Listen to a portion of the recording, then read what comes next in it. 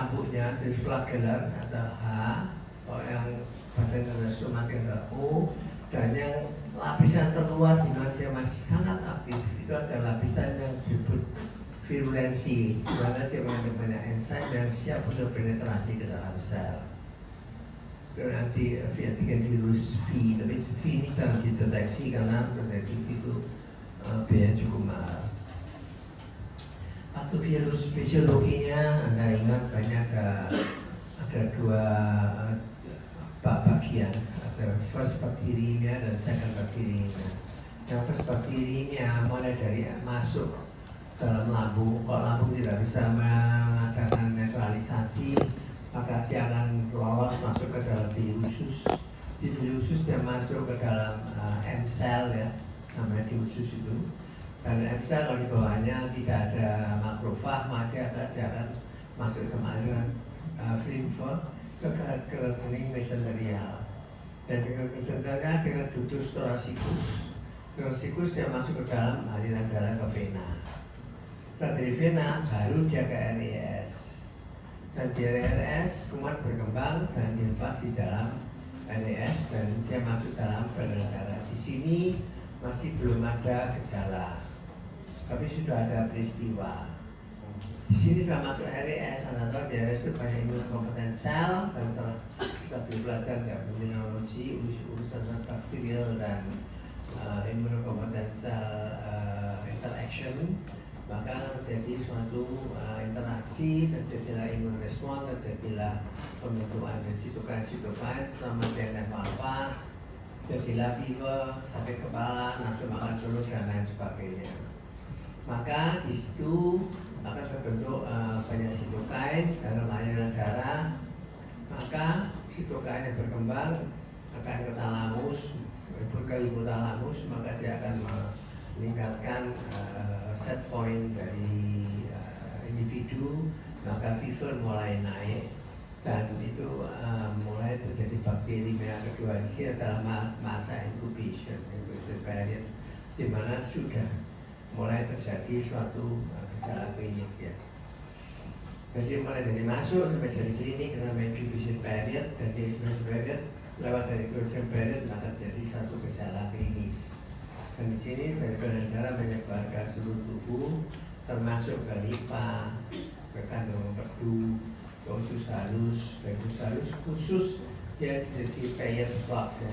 Plug dari Peyer kira-kira 80 sampai 1 meter dari ilius cecal junction, karena ada ini usus besar, di sini ada usus kecil, ilium dia ada valve berkulum valve, di sini ada appendix, di daerah sini kira-kira 80 cm itu ada patch Peyer. Sehingga nanti kalau saya jadi perdarahan jadi perforasi, ya di patch Peyer itu akan jadi perforasi.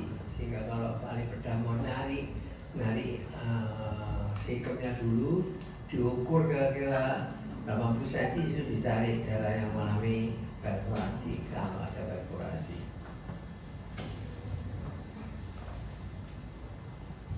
Ini patogenesisnya, jadi dimana pada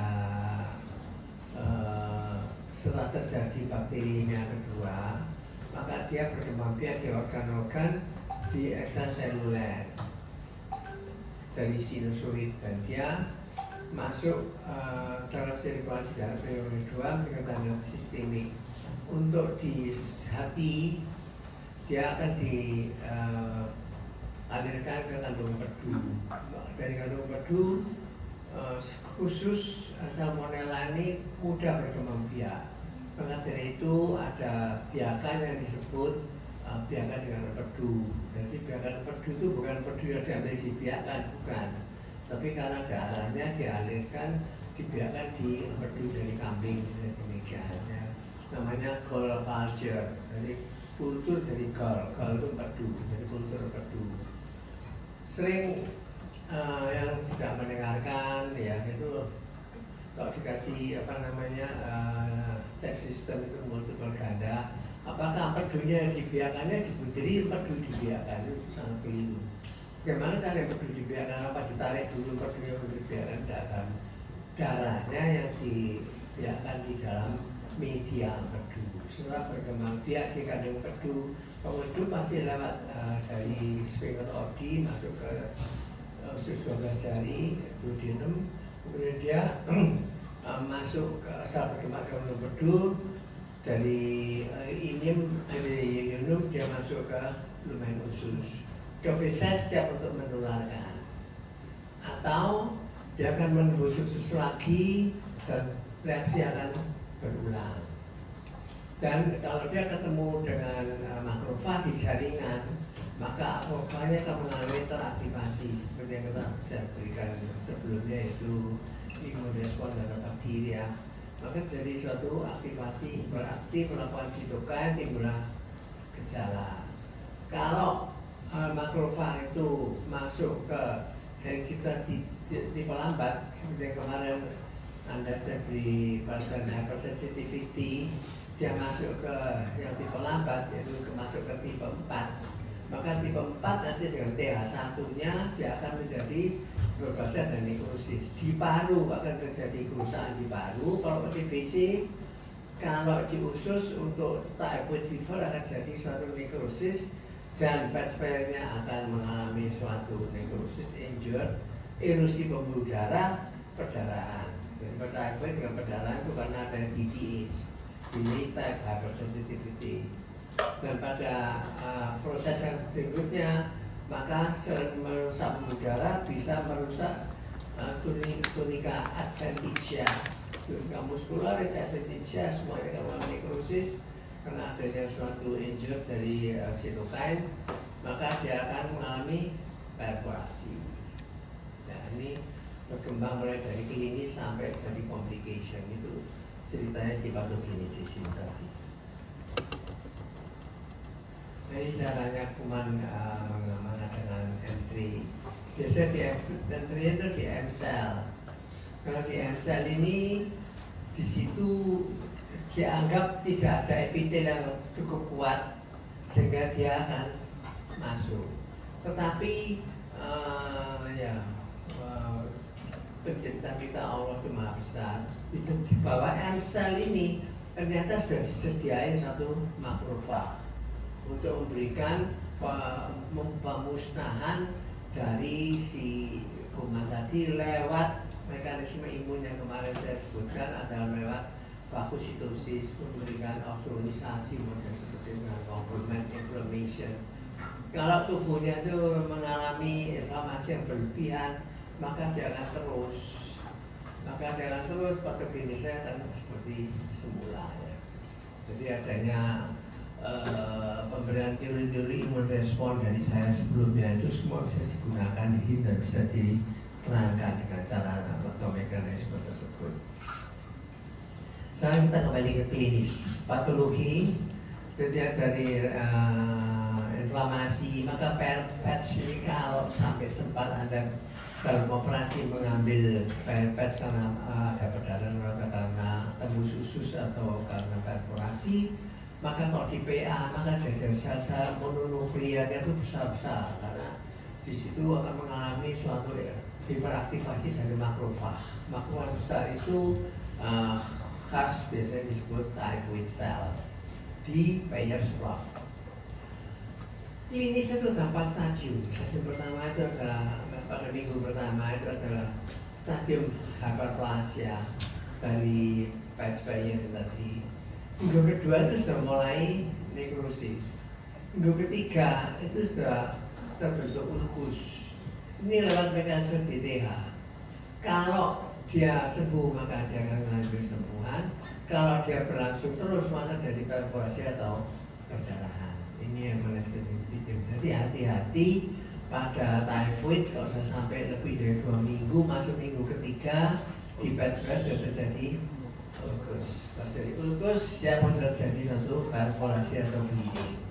Jadi bleeding atau perforasi itu terjadi pada minggu ketiga. Minggu kedua masih jadi bakterinya atau dari sepsis. Minggu pertama ini adalah fase prodroma.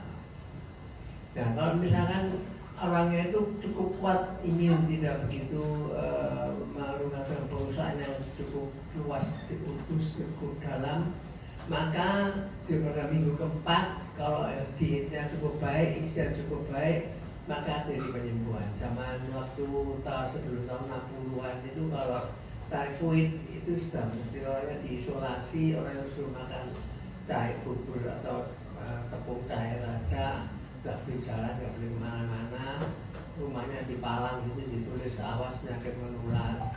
Kalau dia berhasil menjadi satu yang disebut survivor itu menjadi orang-orang yang survive, berarti masuk minggu keempat dia akan survive. Kalau enggak, dia bisa mengalami perdaan perforasi atau sepsis dengan septic shocknya di minggu kedua. Kalau pada pasien yang berikutnya, kalau tidak terjadi suatu penuntasan dalam eradikasi kuman, maka akan jatuh ke dalam fase kronis. Kalau kronis terjadi chronic cholecystitis, maka ini satu bisa akut exacerbasi jadi sebelah kanan atas. Kemudian yang kedua bisa terjadi suatu pembentukan dari stone, jadi batu. Yang ketiga, kondisi kronis ini akan menyebabkan rasa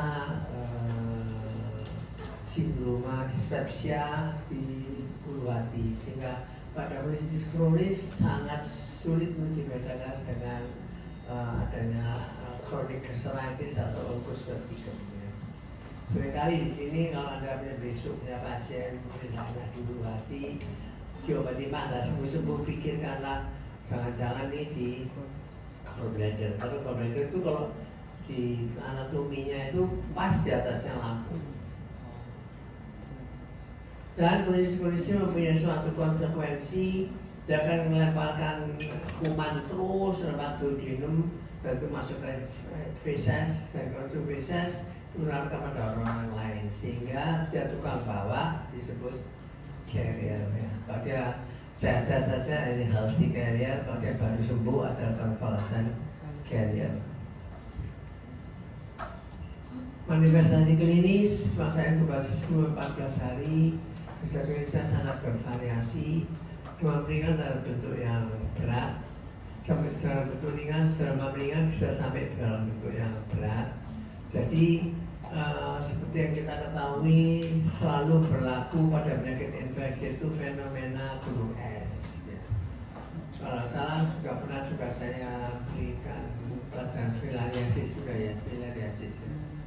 Filariasis juga begitu, tahunya daerah ini banyak filariasis dari studi epidemiologi, periksa titernya kok tinggi-tinggi, berarti di sini endemis sekali. Pada pasien kita juga, semua di kelas ini kalau diperiksa widalnya cekap positif, termasuk saya juga pasti positif karena saya juga penggemar makan makanan di luar. Jadi fenomena dunia sembilan orang itu yang sakit atau demam ringan, cuma flu ringan aja, atau sampai terjadi berat seperti septic shock dan meninggal. Jadi bentuk asimptomatik itu bisa berubah jadi gambaran klinis khas atau komplikasi kematian. Jadi ini adalah gejala klinis pada minggu pertama, orangnya pasti demam, fever. Terus fevernya kita ambil biasa seminggu, tapi sekarang mundur 5 hari, lebih dari 5 hari demam tidak turun-turun, kita bisa mikirkan ke arah typhoid. Plus ini tadi saya katakan yang sebelumnya belum ada ini, sekarang ini menjadi suatu model apa namanya yang harus diperhatikan, jadi kepala.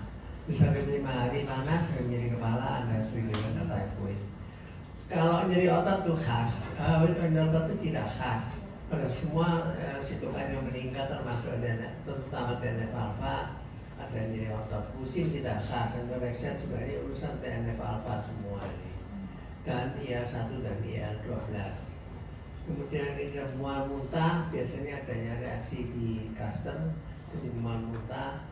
Karena khususnya itu mengalami suatu infection, misalnya khusus itu kurang bergerak pada type pada typhoid B itu kecuali dia akan bergerak banyak sehingga diare. pada umumnya pada typhoid karena di sini jadi suatu sepsis, maka usus itu juga lumpuh. Karena lumpuh jadi konstipasi. Pada B khusus pada typhoid B itu dari diare, nanti itu ada diare di perut seperti biasa, ada urusan dengan gastritis. Dan kalau ada sekunderi infeksi, kan ada kuman yang komensal atau kuman yang oportunistik, orang yang mengalami depresi dan imun karena terjadinya suatu imun respon, maka batuk akan masuk ke dalam bronkus sehingga jadi batuk-batuk.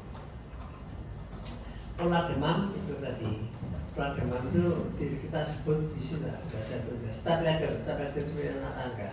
Terus pada hari ini 37,5, besok 37,8, lusa 38, lusa panjang 32, jadi berjenjang gitu naiknya. Dan terutama sore hari. Kalau ada siang hari itu biasanya pagi atau siang masih rendah. Karena pas malam istirahat.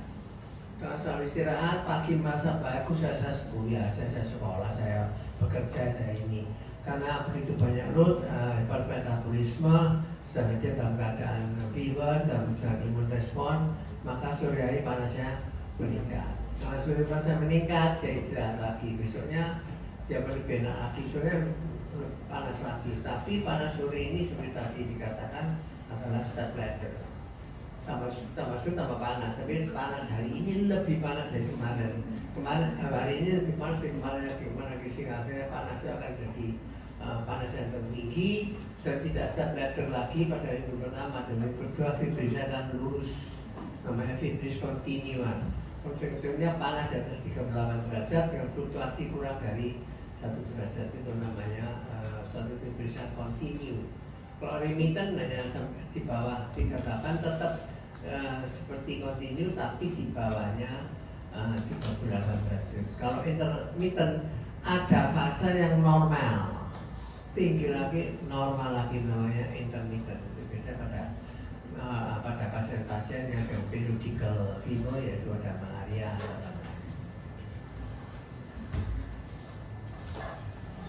Pada minggu kedua tetap demam.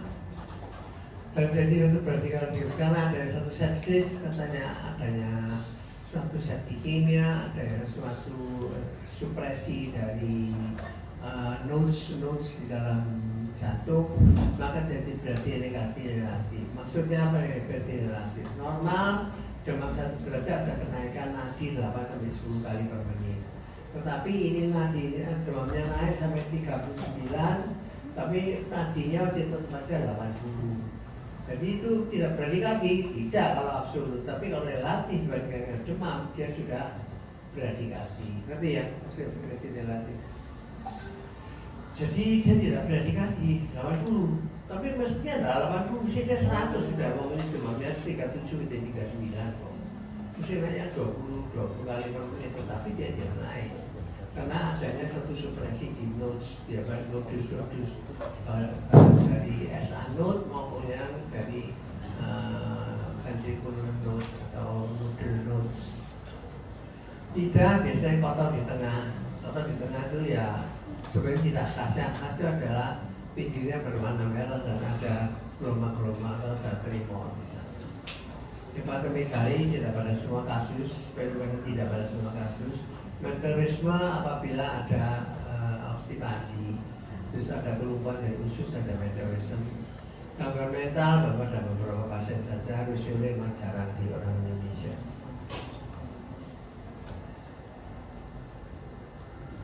Jadi bagaimana mengenai diagnosis secara klinis?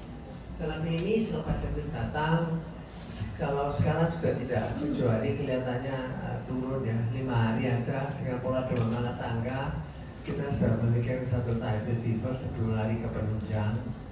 Kemudian di sini ada satu negatif, pemikiran negatif. Biasanya kita positif, memberikan positif. Apa yang positif kita tulis. Tetapi di dalam tanda petik ya, di tanda kurung, kita juga mencari yang negatif. Itu yang negativism. Sebetulnya pada kedokteran itu Jadi cari sebetulnya positivism. Tapi tidak selalu di kedokteran itu ada positivism. Negativism itu juga kadang-kadang penting. Karena apa? Ini memang exclude istilah kalau di kedokteran itu. We have to exclude all the other diagnosis, possibly diagnosis. Jadi di sini malaria negatif, apalagi kalau dia dari daerah yang ini Papua atau dari NTT itu masih tinggi, Kalimantan Timur masih ada, Maluku Utara masih ada.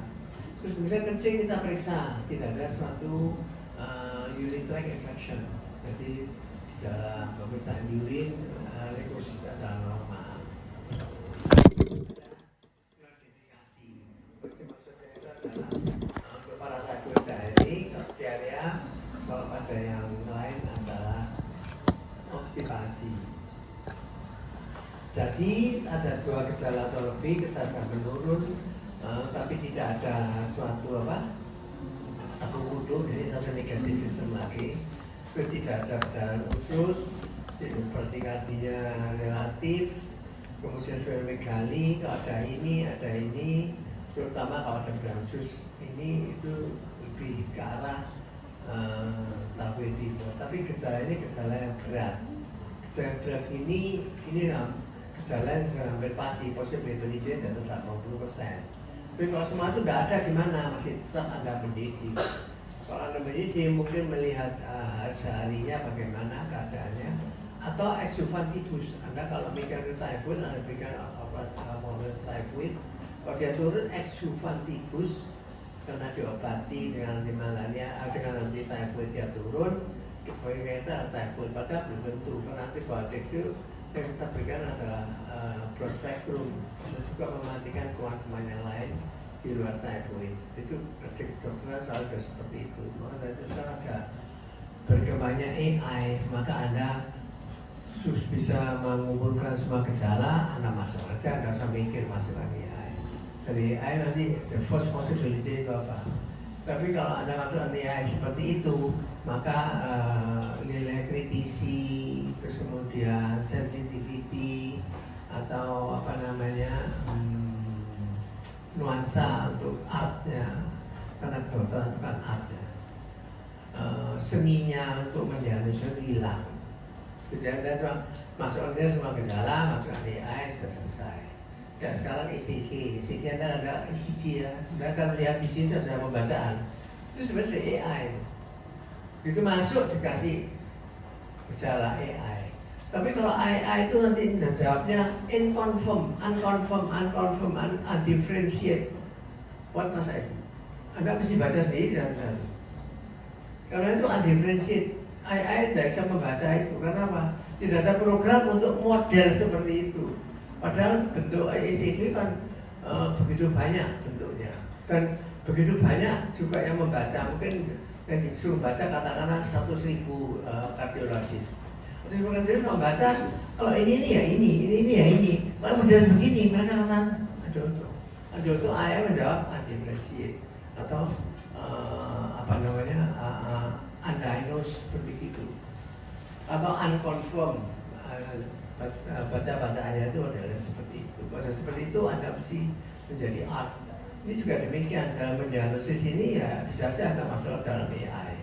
Tetapi di dalam AI Anda ketelitian atau kecerdasan di dalam hal untuk mendiagnosis jadi berkurang karena kepadan Anda diambil alih oleh si AI. Ceritanya begitu. Nah, kita sekarang mau hidup di dalam art atau dalam AI itu ya pilihan.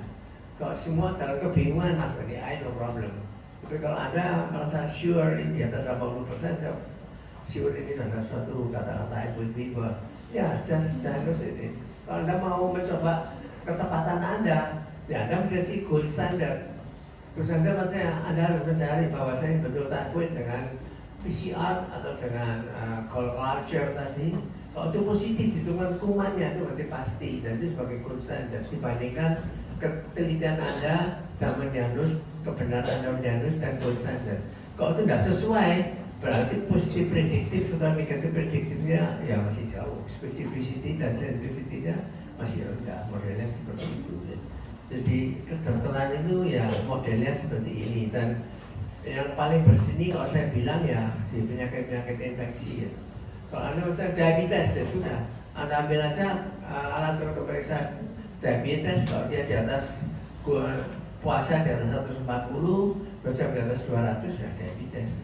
Apalagi sekarang ada HbA1c, HbA1c, ada HbA1c dia di atas 7% diabetes, 6 sampai 7 pre-diabetes, less than 6 no diabetes, mungkin seperti itu ya. Hipertensi juga ada mendeteksi hipertensi. Kalau tensinya di atas 135 dengan apa namanya diastolik di atas 85, Anda sadar ini suatu hipertensi. Di bawah itu masih pre-hypertension. Kalau saya di atas 180 plus ada itu accelerate atau suatu hypertensive emergency, itu ada kriterianya. Tapi kalau model fever nggak banyak, kita model-model seperti ini. Kekuatan diagnosis kita ya tergantung berapa banyak Anda megang kasus yang diyakini benar. Karena fever yang kita diagnosis, dokternya pun kalau mendiagnosis benar itu di atas 50% betul. Seringkali itu satu viral undifferentiated, sebetulnya adalah unidentified acute viral infection, dan dia akan mengalami suatu self-limited. Diobati waras. Tetapi Anda kalau nggak ngobati, berarti nggak ngobati satu. Kedua, pasien datang ke Anda nggak diobati, Mas nggak usah diobati Mas ya. Kan Anda kesini tak periksa saya tiap hari. Kita untung-untungan aja kalau Anda ini saya kasih regulasi aja, ada self-limited, Anda waras. Iya self-limited, kalau jatuh ke typhoid benar, dia masuk minggu kedua, dia salah sepsis, dia nggak masuk kedua, bisa masuk minggu ketiga, kemungkinan granulasi, model seperti itu. Jadi di dalam mengenai fever, acute fever itu sangat tergantung dari kepastian kita untuk mencari ya. Laboratorium ada leukemia. Ini yang saya katakan kurang satu atau eosinofilia. Kalau eosinofilia maka ini lebih ke arah typhoid fever. Karena eosinofilia hilang, maka immediate reaction type 1-nya itu hilang, larinya ke TTH ya, dan tidak ada eosinofilia. Nah untuk culture ini ada culture susun tulang. Pada semua stadium 87%, darah tepi cuma 54%, kalau feses lebih sedikit 18%, kalau urin lebih sedikit lagi. Kemudian Widal mempunyai diagnostik kalau gejala tifoid adalah 160 di darah kita. Di darah yang sangat endemis mungkin lebih tinggi seperti 320. Kemudian kenaikan titer ini ada perhatikan betul, harus 4 kali pada 1 minggu berikutnya. Tapi selama 1 minggu ini Anda bisa melakukan terapi. Nggak bisa Mas, saya terapi dulu ya, tunggu seminggu depan, kalau depan 4 kali baru obati ya, terlambat juga. Dia sama masuk minggu kedua atau minggu ketiga ya. Dia tetap diobati, tetapi tetap Anda periksa 1 minggu kemudian bagaimana titer ya dari Widal tadi. Karena Widal kalau negatif tidak bisa diagnosis, berarti dia anergi atau dia satu immune suppress. Kalau Widal positif, ya pasti pernah tertular, pernah ketemu, atau salah vaksinasi. Di itu dia harus fever, harus typhoid fever. Tapi yang penting itu harus ada demamnya aja yang Anda pegangi. Kalau nggak ada demam, ya mungkin typhoid atau typhoid yang konvalesen atau typhoid yang dia aja. Jadi di Widal itu begitu banyak pengaruhnya hasilnya ya. Pengobatan antibiotik dini tidak keluar, gangguan antibodi karena imun paralysis tidak keluar. Dia dikasih steroid sebelumnya. Anda tahu sekarang steroid malah meningkat di dunia pengobatan, terutama pengobatan yang non medik ya. Terus paramedik sekarang obat-obat itu kuat steroid, obat-obatan yang disebut herbal itu semua diceploi steroid semua. Karena steroid ini rasanya pahit, dan rakyat kita tahu tambah pahit tambah mandi, karena begitu ya. Karena steroid tambah pahit tambah bagus. Dan steroid ini akan menutupi gejala sebenarnya. Imun respon itu dikurangi, tapi infeksi tidak dikurangi, dan juga akan tambah berat infeksinya. Terus hanya asapnya aja, apinya nggak dipatiin.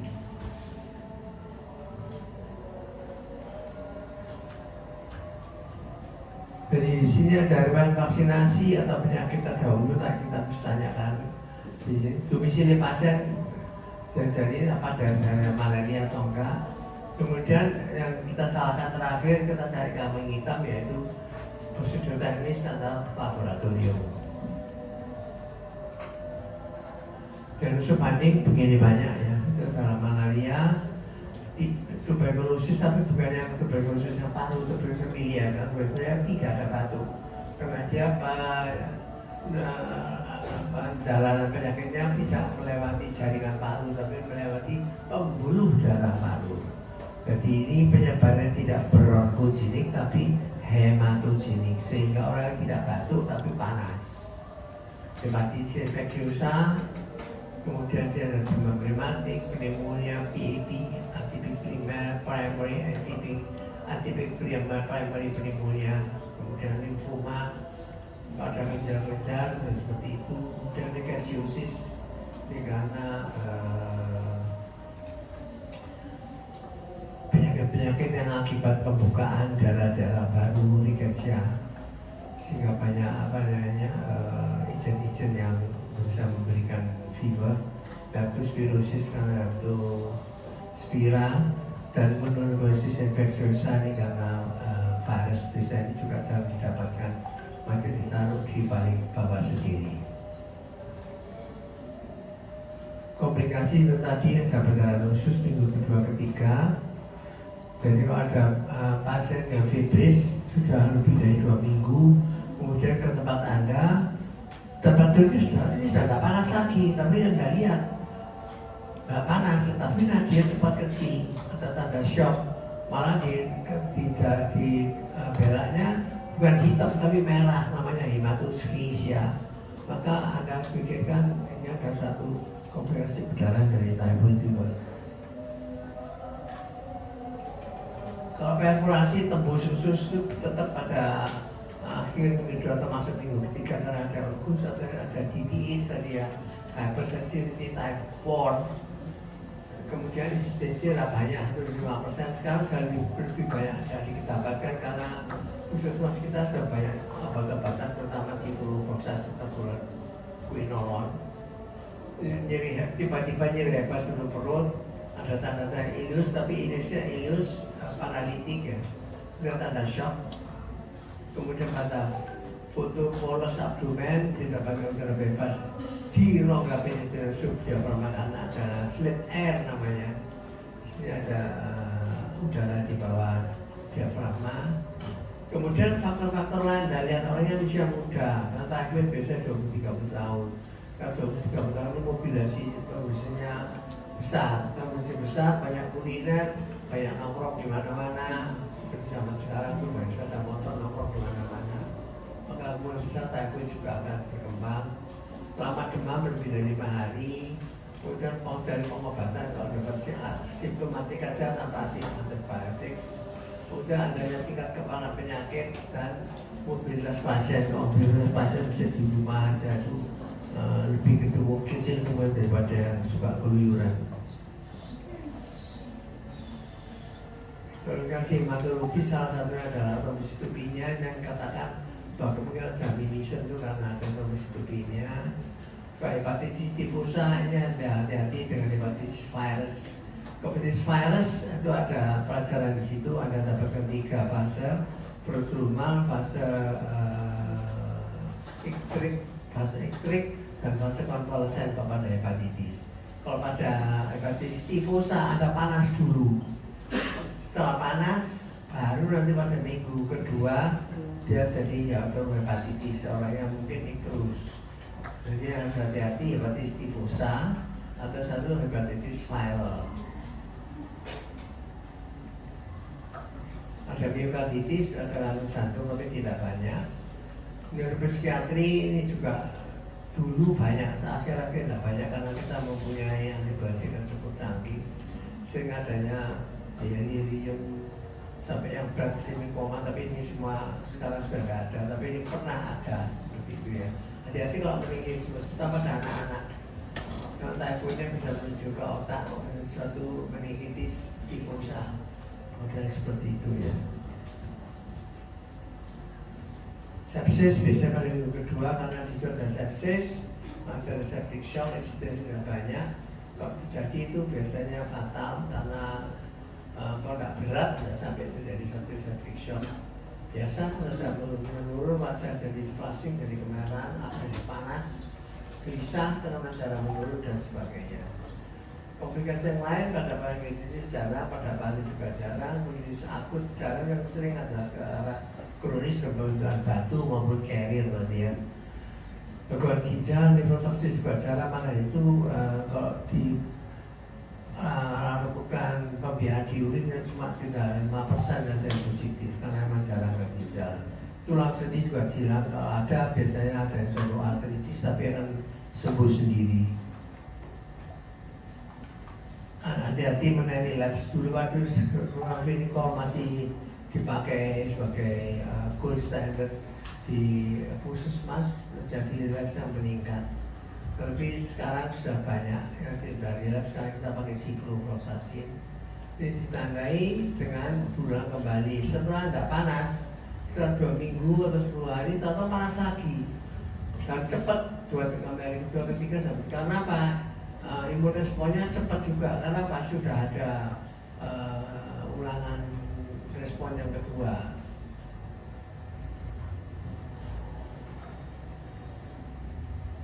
Penatasanaan seperti biasa, mesti istirahat, tidak baring.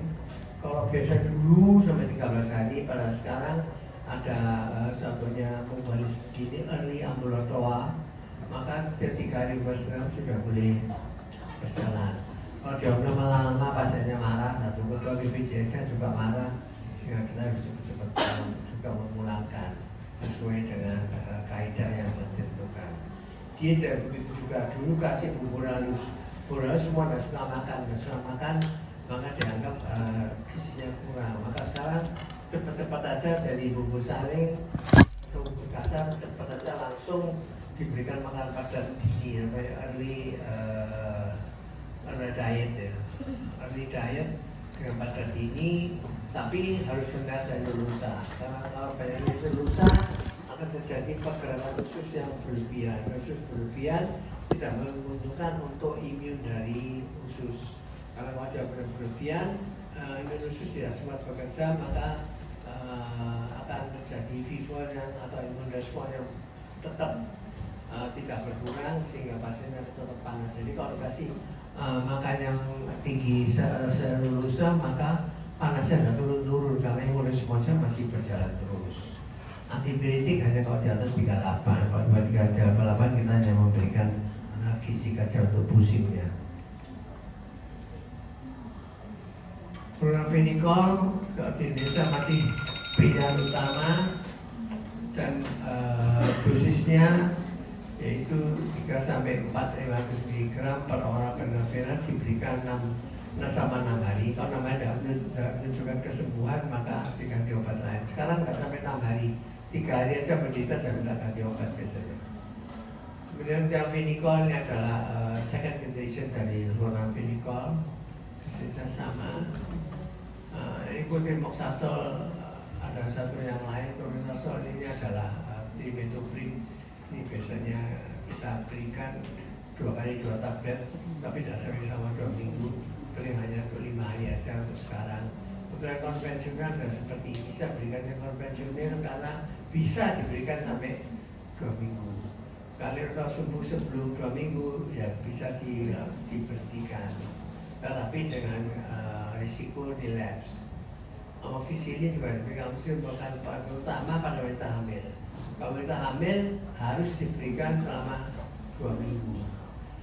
Sekarang bergerak dari amoxicillin bergerak beta-lactam jadi cefalosporin. Cefalosporin dan generasi kedua, generasi ketiga. Generasi ketiga ini khusus untuk kuman gram negatif. Dan Salmonella typhi adalah kuman gram negatif. Yang paling populer sekarang adalah fluoroquinolone, dan fluoroquinolone yang paling terakhir yang paling banyak adalah levo. Levo kita berikan dosis tunggal 500 selama 5 hari. Cepat, biasanya lisis itu sampai turun lisis itu artinya hari ketiga setelah lisis dan menjelang hari keempat pasiennya sudah bisa hari 5 hari sudah bisa diberikan obatnya. Kombinasi itu jarang ya. Kita berikan kombinasi terutama kalau keadaan dalam berat Indonesia atau shock. Komplikasi kepada yang dengan transfusi, perforasi operatif ini saya berikan nice dulu karena ini akan Anda refer apa Anda rujuk ya pasien-pasiennya. KID juga ini akan KID itu disseminated coagulation ini juga apa namanya akan dirujuk hepatitis. Hanya cukup diketahui ada hepatitis, tetapi tetap terapinya ini jarang. Hepatitis ada konsultasi ke jantung. Untuk typhoid yang toksik ada tetap penicillin. Nah ini baru dimulai di sini dexamethasone untuk mengurangi reaksi inflamasi, tapi tidak mensupres, hanya mengurangi. Dosisnya hanya kecil aja. Nah ini yang Anda harus hati-hati ya pada wanita hamil. Mungkin ada wanita hamil, Anda orang yang panas badan, tidak diberikan chloraphenicol sebab jadi pantokramatus, kemudian intrautrin dan Gray syndrome. Ingat ya, pada chloraphenicol Gray syndrome tidak dianjurkan pada pasien-pasien dengan kehamilan. Kehamilan bisa pakai amoxicillin. Yang ini kalau idem itu sama. Sekarang pada carrier ini agak sulit ya, karena pada carrier ini biasanya ada nanti konsultan aja ke bagian ke dalam untuk ikut carrier, karena terapi typhoid yang akut saja. Jadi carriernya akan Anda ketahui dia akan meningkat kalau orang usia meningkat karena imunnya tidak sebaik yang dulu. Kemudian adanya polisistitis tadi yang katakan, sehingga terjadi reinfection sendiri, ya auto-infection gitu. Kemudian ada gangguan traktus urinarius. Kemudian ditemukan pada mereka di daerah endemis biasanya, atau sanasi jelek seperti yang pertama kita sebut, mana meningkat di daerah-daerah seperti itu. Ini adalah kemungkinan sekarang terapi hati-hati apakah dia batu pedu. Ya, kalau batu pedu maka kemungkinan batu itu mengandung atau dihinggapi atau di tempat si kuman typhoid mungkin ya. Ini juga gitu pada carrier Anda sebanyak dikonsultan saja. Ini hanya saya tunjukkan untuk nice to know. Terus ada yang tanpa polylithiasis, terapinya adalah ini. Tapi sekarang sudah lebih meningkat terapi dan kita pakai cemalsurin. Kemudian pada polylithiasis bisa dengan polisistektomi, dan salah satu regimen dari polysistektomi adalah siklo atau norfosasinya dan kloroquinolone. Ini juga tak penting. Pencegahan, ini tadi yang pencegahan bisa aktif, bisa pasif. Proaktif mereka hubungan dengan pelayanan masyarakat. Paling pasif kita tes-tesan untuk penjualan pegawai atau ini nanti kalau ke rumah sakit yang bagian gizi mesti dilakukan swab ya, yang pemegang makanan. Kalau enggak di satu rumah sakit kena typhoid semua. Jadi kalau dari langsung kita lihat cari orang yang carrier, kalau proteksi adalah melalui vaksinasi, biasa vaksinasi pada orang-orang yang mau ke daerah dengan endemis yang tinggi. Vaksinasi bisa pakai TY21A atau pakai yang Finchips, ini kata Tivin.